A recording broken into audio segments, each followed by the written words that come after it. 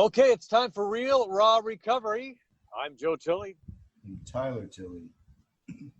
And let's open with a moment of silence, followed by the Serenity We prayer.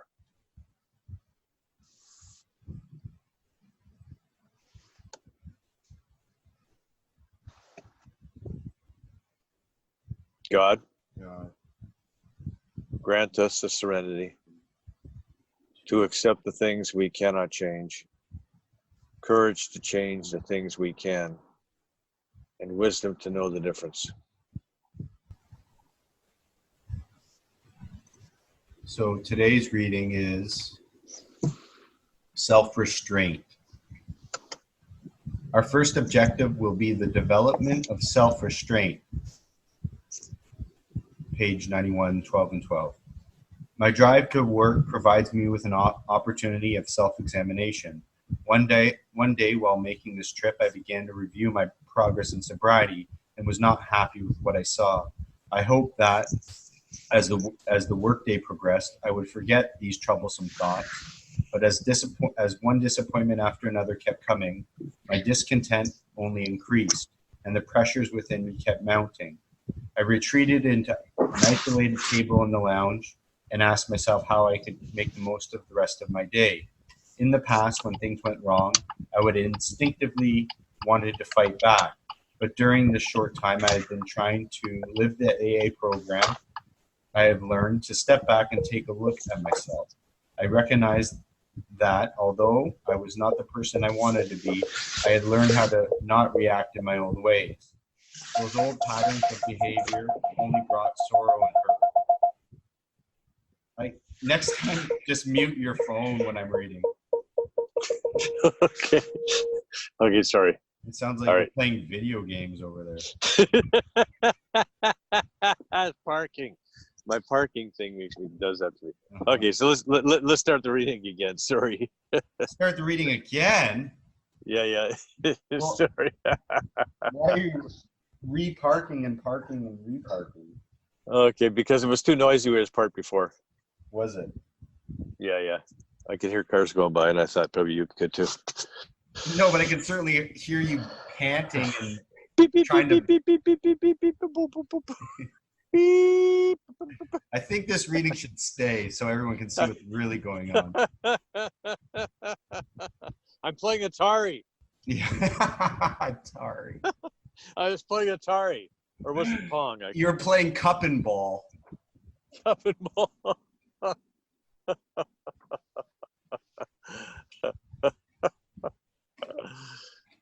Do you remember that game, or you don't know what I'm talking about?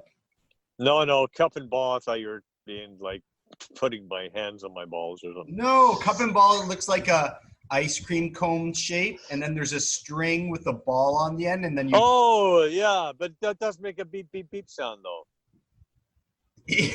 Well, no, but I can hear you like grunting and like rustling. Okay.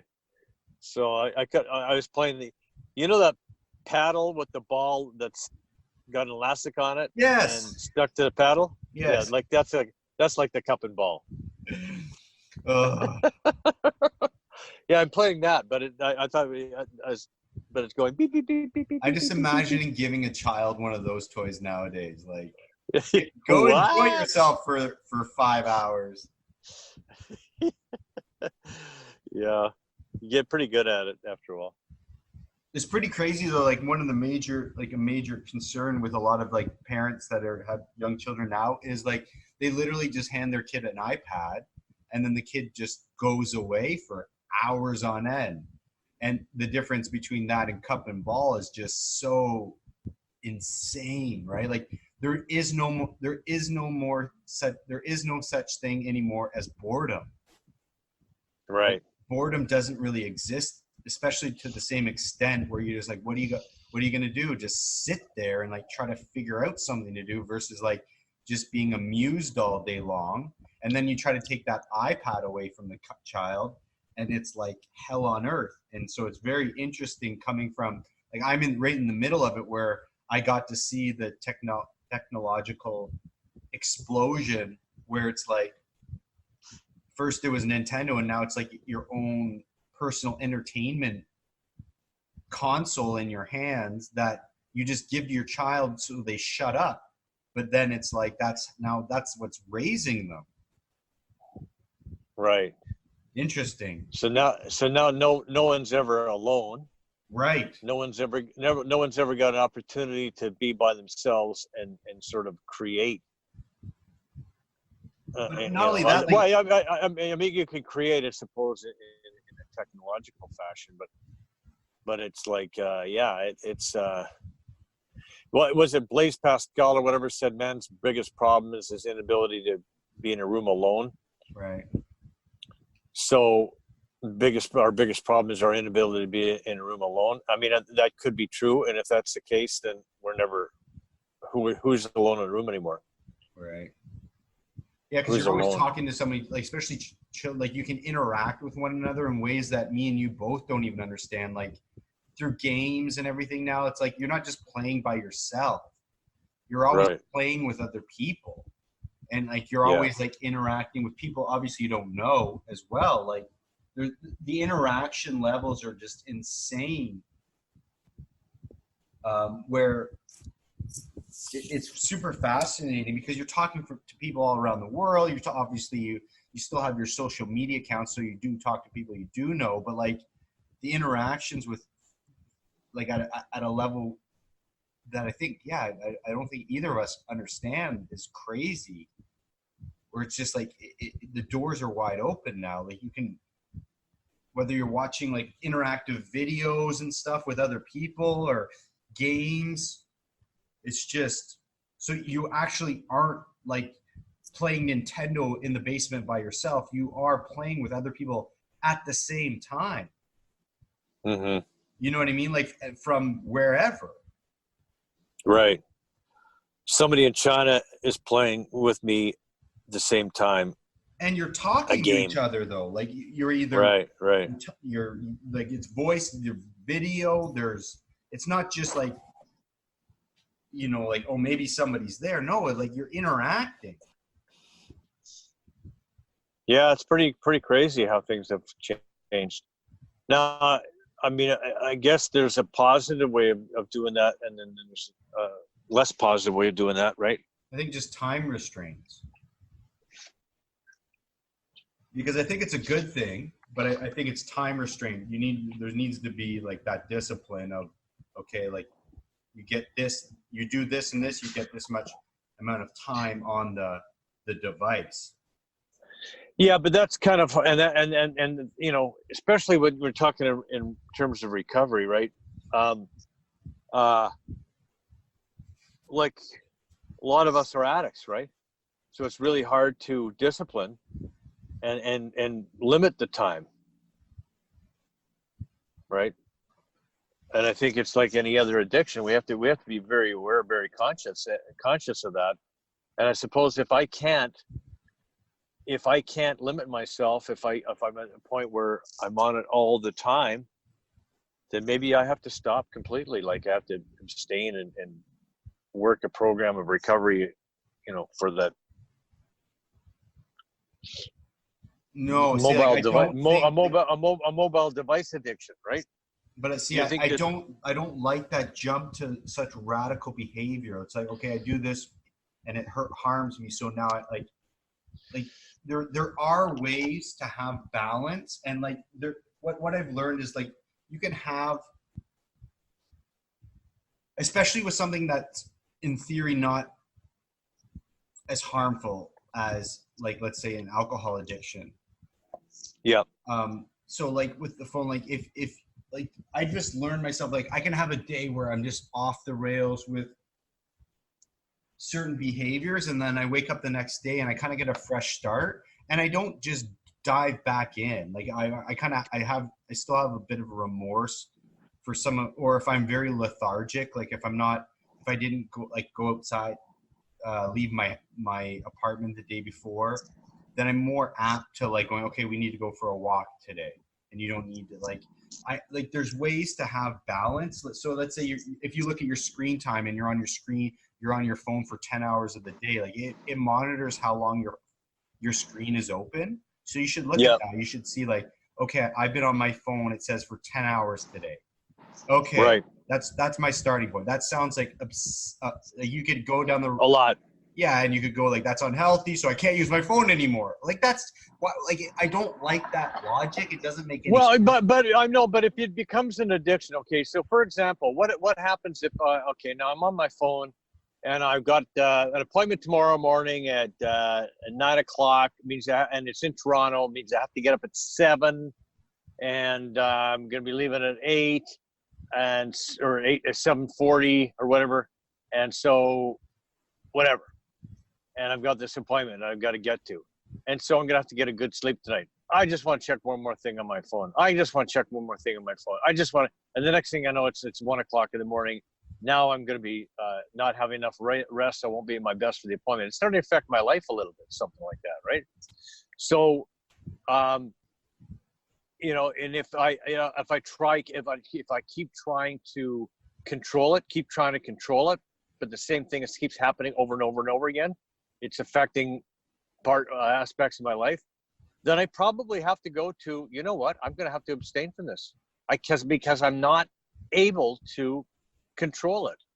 And if I'm not able to control it, the only way for me to not be completely affected and maybe even devastated by it is if I totally abstain.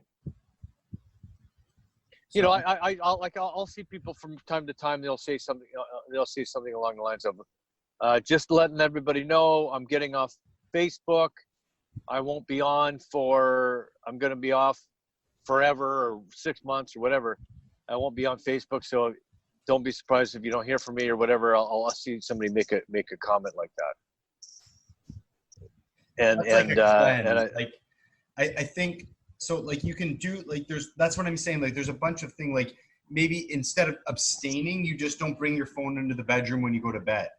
Like you don't need like there's so many more options and there's so much more logic than just like a complete 180 and never look back. It's kind of like like relax a little bit. Let's put a game plan in place. And yes, okay, so you have a like you would like, for example, I've had periods where I played a lot of video games before I went to bed, like those Candy Crush games before I go to bed, and my logic is I'll play it till I'm exhausted. I don't have the same repercussions of getting up early, but sometimes I do though. And let's say I've only given myself 4 hours of sleep because I decided to play Candy Crush till 4 in the morning. Yes. That's my call. Like I don't. That's just like I made that decision that day at that time, and then even if I do it the next day, what I've learned is like it doesn't stay like that forever. I don't. It does lose its luster, and there are. But what I know, but what if it doesn't though? What if it doesn't? Like, I mean, what if you're on that phone like every night? You're doing the 4 hours of Candy Crush, and it's affecting your life. Then don't you think it's time to abstain from using your phone? Like you got to say, look, I can't do this anymore because I can't open my phone without playing Candy Crush. But that's not reality. That's not a fair assessment. Well, maybe not for you, but I think it is for some people. Yeah, but I'm only talking for me. So right. That's why. Okay. That's why I'm. Okay, so you're not you have not found the place where you've had to say, oh my God, I can't pick my phone up. And maybe you won't ever get to that place. But my point was is I think it's possible for people with addictive tendencies to get to that place where they can't actually pick up the phone without, and put it down.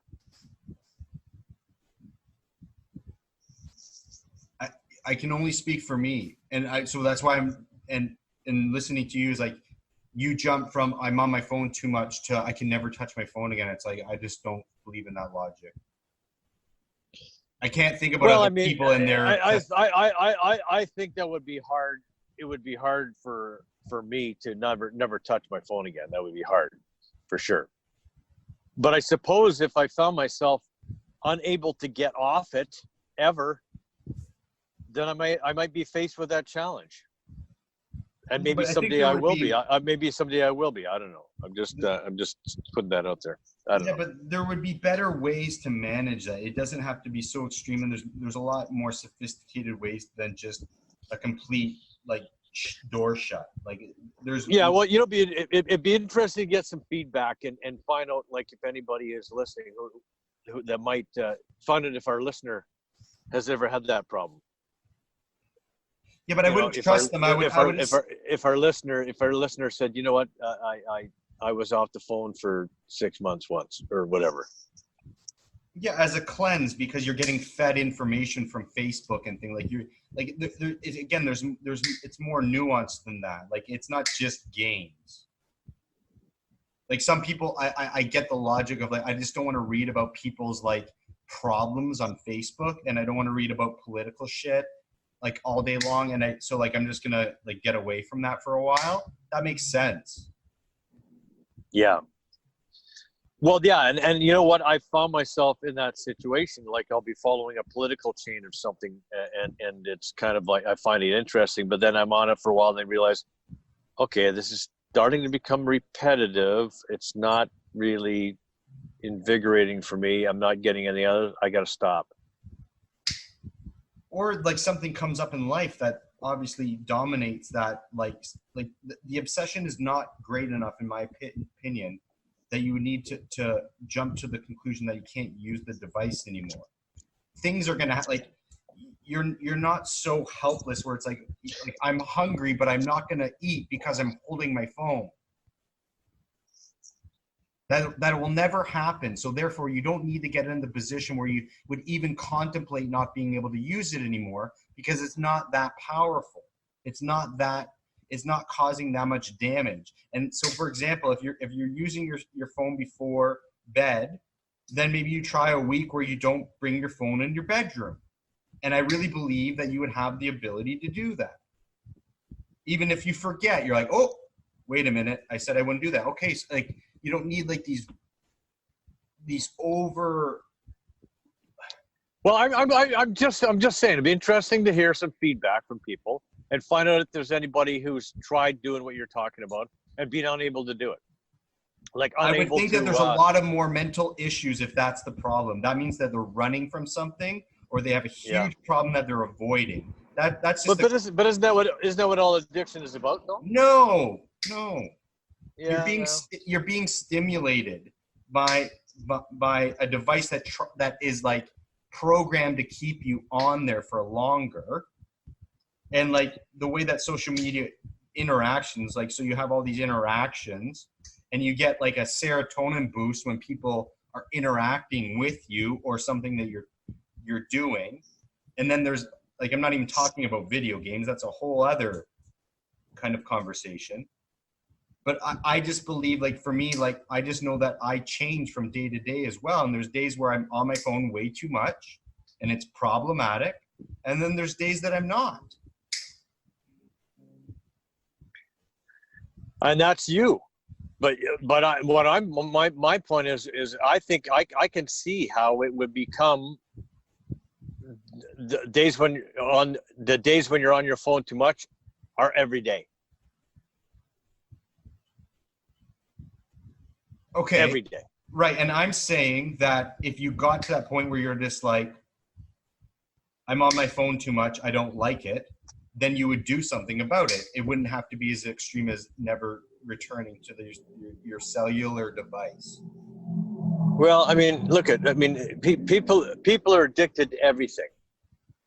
And that can be another one of them.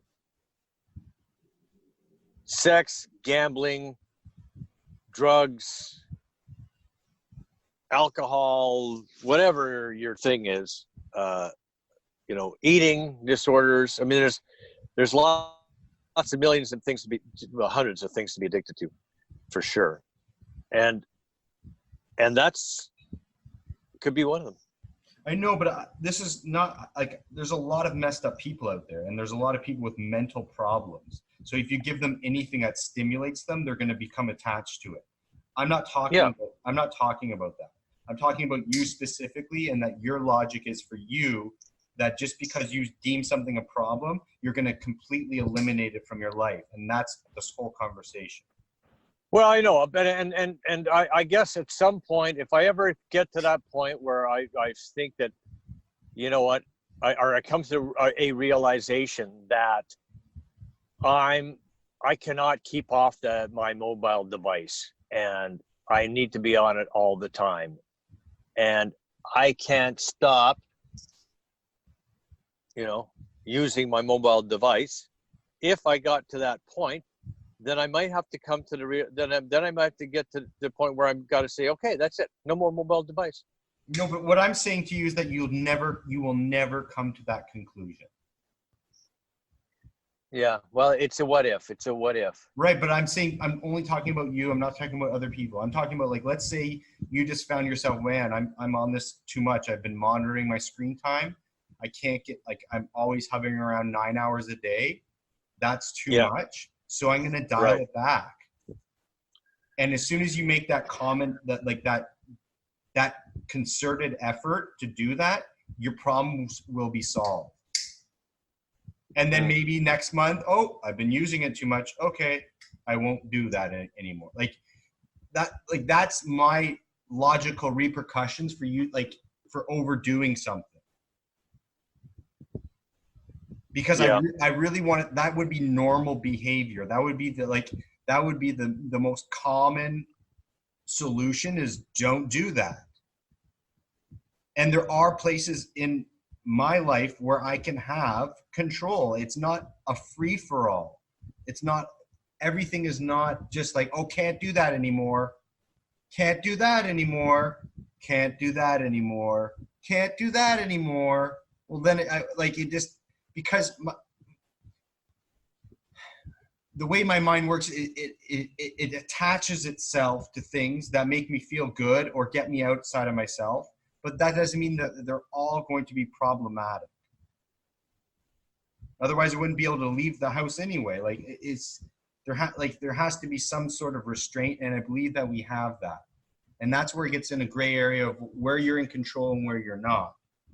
And I'm interested in you, is that, like, I really believe that if you even did like an experiment where you're, like, on your phone all the time, you've monitored your behavior for a month. On average, you're on your phone for 8 hours a day, let's say, hypothetically, right? Yep. I'm imagining if you go, Joe, you talk to yourself, I only want to use my phone 5 hours a day. I think you would hit that number on average. You might have one day where you're on it for 8 hours. You might have one day where you're on it for 1 hour. But on average, it would end up being like you've cut your time usage you've cut the average by 3 hours. I believe you would have the ability to do that. And all I'm saying is that is way more rational than going, I can't touch it anymore. It's not good for me. You're Am I probably, right, or, like, you're, can you, you no, not? you're probably right. You're probably right. I think that you're probably right. I think that the difference between me and maybe somebody who doesn't have addictive tendencies is, I think that there's probably people who can get off the phone quicker than I can. Put it that way.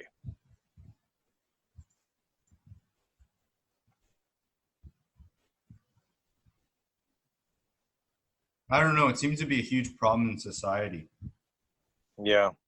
So, like, it's not just you and your personality. I think it is, like, it's creeping into a lot of people's lives where you are seeing those. I'm not going to go on social media anymore. So there is a bit of an interesting, I wouldn't call it an epidemic, but issue with cell phone usage, especially with children, where we started this conversation where, like, it's their best friend.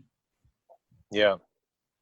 So I don't think you're definitely not in the minority with cell phone usage, but I just think that bringing our personalities into it, I just want to be the person that says, instead of just jumping to I have to abstain, maybe you can have a little more control and more manageability by saying, like, okay, I'm going to do something about it, and do something about it. And just, like, because again, I'm not talking about monitoring your heroin use. I'm talking about like something that's not necessarily like something that you can like really navigate, like experiment with, where it's not going to, in theory, create, unless you're texting and driving. Like someone commented, "You look handsome" on my photo on Facebook, and I have to respond now, but I'm turning. Like you're not a buffoon. You know what I mean? Like it's kind of like, give yourself some credit. Like Somebody said I was handsome. I have to get back to him right now. Right, I'm sorry. Right now. Right now. Next thing you know, you're driving the wrong way on the freeway and, Stop this conversation. texting. Yeah. Because you have to comment. I just feel like more rationality is important than. I think that's an important point. I try to have that in my life. There are some things that I'm like, wow, I really have like for example, if you pinpoint it, like, okay, I'll turn the tables on myself. If I'm playing that Candy Crush game before bed, if I don't pass the level or whatever, like it's kind of like Tetris. Do you remember Tetris? Yeah. Same principle. So it's not like a shoot 'em game or something. It's like a kind of like a monotonous, mind melting. Yeah. Mind I know Candy Crush. Yeah. So I play it, and then I'll say to myself, okay, after you die this level, or if you don't pass, then that's it. Do you think that's it when I don't pass? I don't know. No, it's not. No. No. Got to try it one more time. Right. And that could last another hour. Right. But what happens with me is I go, oh man, I'm getting really tired. And then I'll even like start shutting my eyes. Yeah. So then it's hard to play the game with your eyes shut. Right. or do you say I can play this game with my eyes closed? Right. So I'm just looking at myself after like kind of just throwing that out there. But there are nights where I wouldn't even say I'm perfect, but like I might play 3 more times, which is another 2 minutes, right? I go, oh, this is the last game, and then it's not, but then it's the last game. So we got to where I would not call it problematic. Then there are nights, like I said, I just said this is the last game an hour ago, and but what I've just learned is like, if you just isolated that one night where I played for way too long, I would look like I have a problem, and it wouldn't you messed up your next day. You're tired. It created problems, but that's not every time. Yeah. And so, and there's a lot of external circumstances to evaluate there. And I just feel like most of us are in that same boat, even if we're addicts and alcoholics. Like, not, it's weird. It's kind of like I like to, like, especially if you're in a good spot, it's nice to know you're able to take care of yourself. Yeah. Yeah. Yeah. I could search for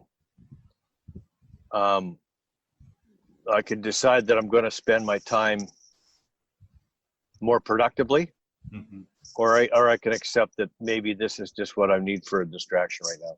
Right. Okay, ready to wrap it up? Yep. Serenity, we pray. God, grant us the serenity to accept the things we cannot change, courage to change the things we can, and wisdom to know the difference. We can call this one Candy Crushed It. Yeah, Candy Crushed it. We crushed it.